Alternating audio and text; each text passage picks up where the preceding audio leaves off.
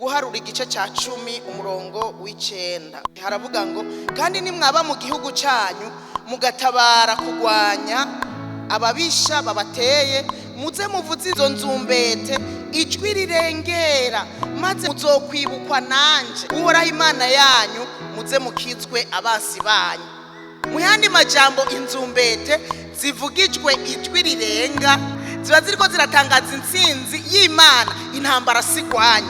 Naciye rero mbona yanzamba twamatuvuza sinzi we wirikira avuga ivyo uri kuravuga mu mutima ivyo uri kurasenga mugabo jewe mba ndiko ndavuga nti Mana ukubaho kwawe kube hano kubwira ijwi rirengera hajya bariko baravuza n'ijwi rirengera imisi yose niyo tuyivugije hano muzoce mwatura muvuge ngo Mana uyu munsi mwikoraniro ryacu intsinzi si yacu ariko ni yawe n'intambara zoba ngaha mwishengero si kwacu ariko ni izawe. Abapfumu n'abarozi baje kuturoga ititwe tubagwanya ariko niwe ubagwanya.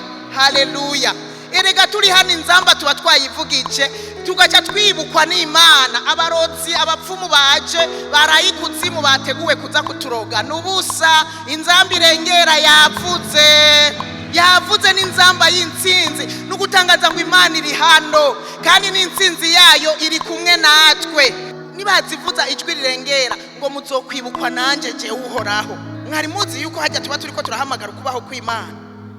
Iyi nzamba iri kiravuga muzokwibukwa nanje je uhoraho nimwazivuza ijwi rirengera.